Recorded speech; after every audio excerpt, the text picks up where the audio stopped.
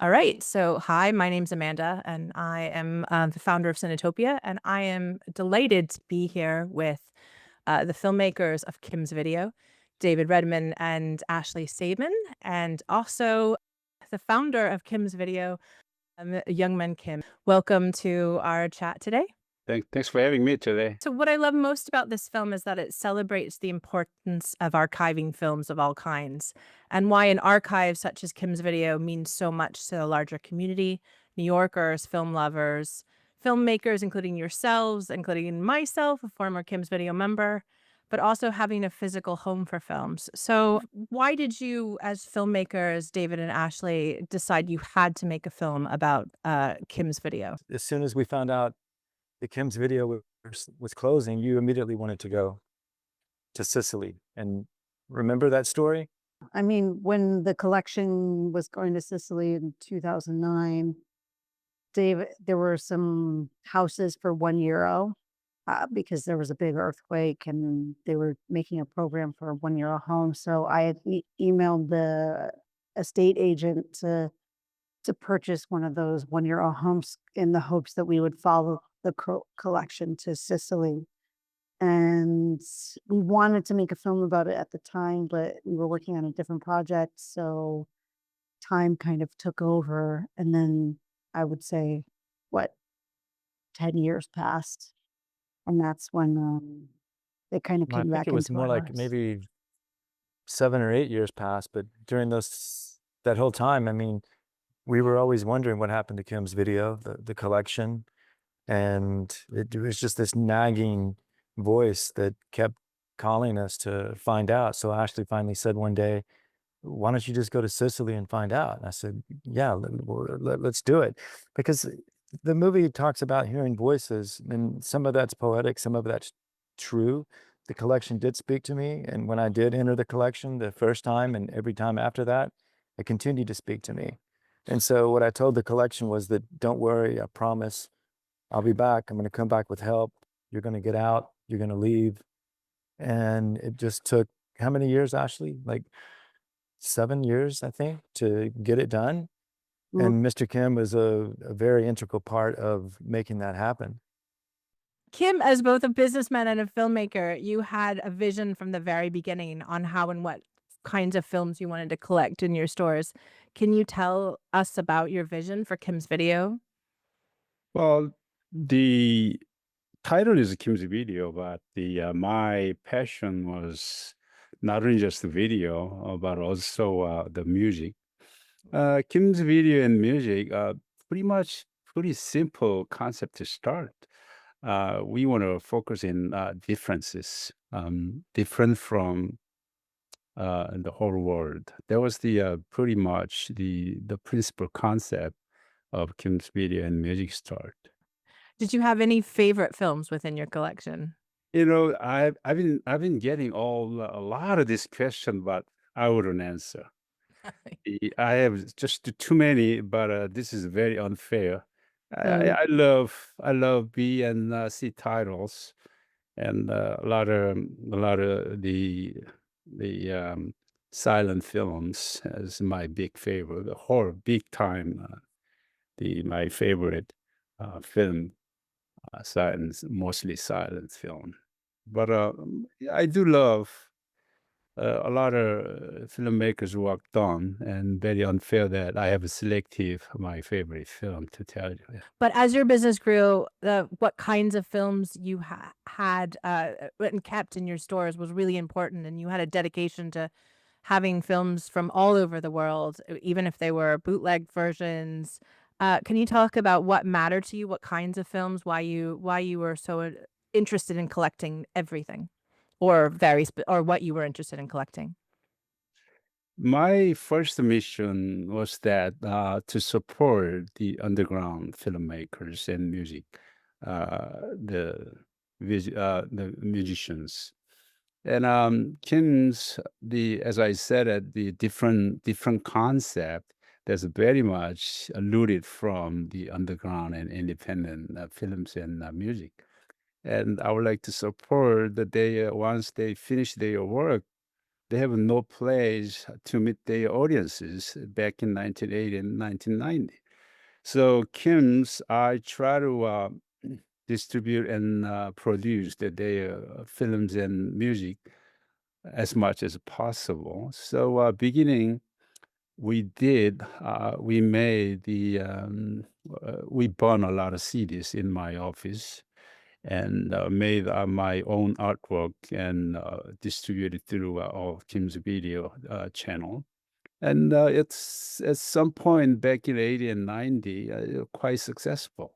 And we claim a lot of reputation that the Kim's has a different kind of music and artwork of the video that you could see. So more and more people come, and we become more developing in that area. So underground and independent, pretty much we were leading in New York area, and then that reputation spread it to the whole global community.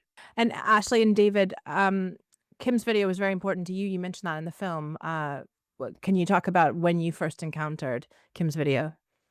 Yeah, that was back in Well, for 2002 when we well, were for you, living I mean, in New for us York. I think together, for us together, it was I think you were before that, weren't you? yeah. I think I moved. Well, my first time was I think 1999.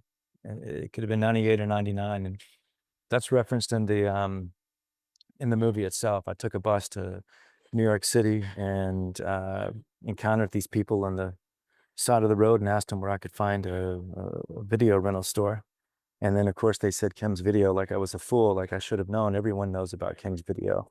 But then Ashley and I met later, and then we used to go to Kim's Video every other day. It was just Well, biking across the Brooklyn Bridge from Clinton Hill near Pratt all the way to St. Mark's, and that was our film history, our film school. Kim, when did you first hear about David and Ashley's film, and what made you decide to finally contact them back and be part of the film? Well, as soon as I closed my last store in Mondo, 2008, December 31st, a little before and a little after, I was getting a lot of contact from the documentary filmmakers. They came with the other projects. I turned them down, and I just ignore, and I just want to just disappear. Um, I was quite upset that I thought my business can be carried on for for at least a century. I had a pretty good vision to develop the Kim's video into certain form of the platform that I could be endlessly support the independent filmmakers and musicians. But all of a sudden, that was really too quick. The technology, digital, the streaming technology came just too soon and too quick. I didn't have enough time to prepare for those the new wave coming in. So I just want to be just disappear, and it's useless. I told most to project when they came to propose, it's useless. You don't need that, and so on and so forth.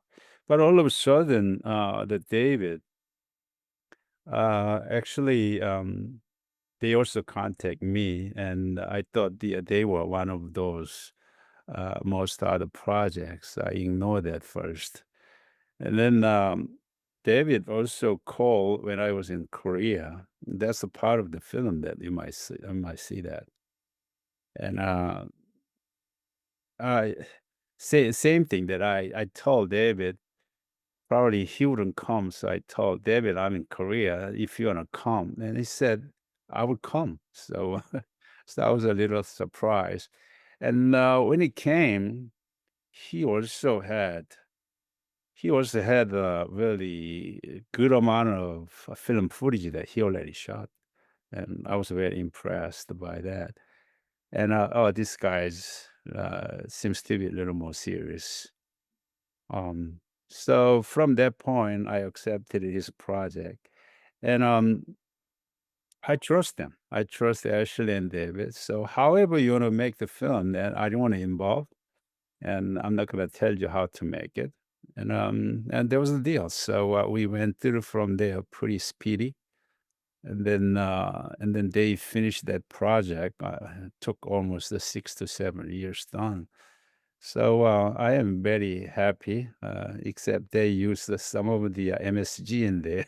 So, except that, yeah, film really came out perfect and grateful. And I've been so grateful meeting their audiences, and I had a lot of Q&A and conversation with them. But, sometime that, we went to the restaurant and there are great ingredients, but some customer, they only, um, emphasize and focus on the MSG taste instead of, a lot better ingredient in there. This Kim's video, same thing. I've been getting a lot of question from the audiences who love the MSG, such as like, stealings and illegal stuff and so on and so forth. That is a very, very little part of Kim's video. They should understand Kim's video is a real ingredient. There's a huge healthy ingredient in there. And MSG is very, very little. Yeah, of course, we got some illegal the bootleg. Yeah, of course, I accepted it, but that's not really a big part of Kim's video. I hope the some fair audiences responses, it should be a little more adjusted from now on. That's all. For me, what I love about this film is about the passion that the passion that you brought into Kim's video, but also the passion that the filmmakers bring to the film and making the film. And Ashley and David, as you mentioned, it took quite a few years, and Kim, you mentioned it took 6 or 7 years. Um, uh, this is what was the hardest part of making such a film, and with so many layers and complexities? I think I learned a lot of negotiation from Kim. I observed him during interactions and kind of mimicked him. And so when it came time to negotiate with Salimi, you know, it was Ashley and I, our backs were against the wall. They had the collection, they had, um, you know, they had everything. And so we had to slowly just accommodate and adapt and adjust. At first, they wanted a 500,000 euro deposit, 500,000 euros. And they wanted a bond. So we tried to call up, European banks to get this so-called bond, and everyone laughed at us. So we went back to Salimi, and it took about, I guess, a year and a half, right, Ashley? But Well, just there was negotiating. COVID in the middle of it. Yeah. Yeah, but we were still able to go back and forth because at that time, I think we were staying in Marseille. So it made it a little bit more convenient and easier to do the negotiation. But I think for me, I don't know about Ashley, that was the most difficult part, is learning how to negotiate and finally chipping everything down to, I think, 10,000 euro deposit. And then we pay for the shipping container and all the supplies. And then Kim and the mayor and their lawyer worked out all the other fine details.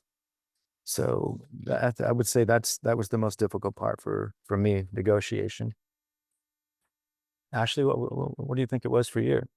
Yeah. I mean, I think that's connected to the most difficult. I thought we were going to be making this really depressing film about, like this collection rotting in Sicily, and then we do some kind of funeral for it. So, which at the time, we were all in the midst of COVID and all that too. It was like, God, that is just another really sad story. So I think that it was, I actually think David had much more hope and kind of long game way of looking at the whole thing. I think I gave up a few times and said, this is just, it's over.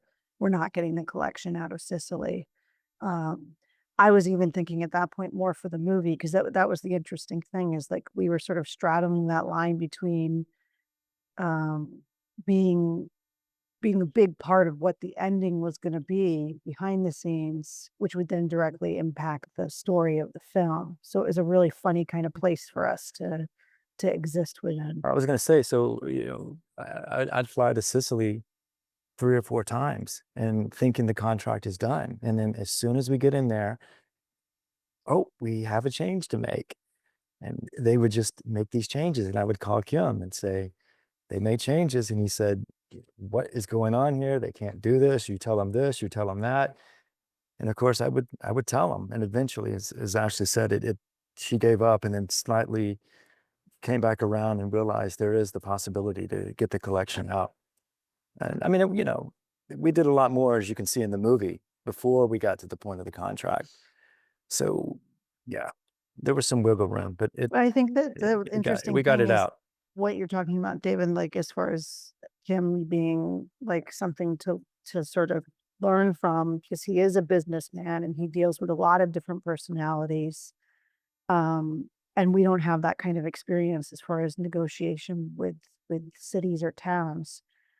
Like that scene that you see, that moment when Kim goes in to meet the mayor, and in a way, on a sort of a more emotional way, you think, oh gosh, Kim has every right to go in there and just, completely get angry at this mayor and put him in his place and all that. But in fact, Kim does the exact opposite. He sits there and he listens, and he's even getting interrupted, in Italian by this mayor, and he patiently waits and says, can I tell my side of the story? And so I think that kind of approach of not going in like, with outrage and anger, but rather patience, and an open ear and ability to communicate was really something that helped the whole process.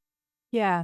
And that line that you say, Kim, in the elevator of them not really appreciating what they have, I think is one of the most special lines in the film. How did you did you think this was going to end up with the collection coming back to New York when you started, and how did you ultimately, Kim, feel about this whole process? I knew it would, because I knew that David and Ashley, uh, as I was impressed, I knew their personality, they wouldn't stop it. And also from my end, my strategy was my least involved, you will make more successful. Um, because I knew I dealt with the people in Sicily from Scarby. If I show them my more aggressiveness or my aggressive involvement, and their expectation became higher, and make the deal much difficult. So even though David and Ashley had a hard time that they share the all those difficulties with me, I try to be very, very, very low profile, and I try to show them that almost I don't care very much. So that was a part of my support for them. So their expectation, as David said, the 500,000 euro came down to 10,000 euro. Their expectation was way, way too high, and they didn't even know how to utilize my collection there. But they still expect something from David and Ashley. I thought that was ridiculous, but I always try to keep the calm and cool. So that was my strategy, a strategical attitude toward the David and Ashley's negotiation. But definitely, I knew it would come back, definitely, because I knew the David and Ashley. Well, thank you so much for taking the time to join the audiences after the film, and we really appreciate it. Okay, Thank thanks for you. having me Yeah, today. thank you.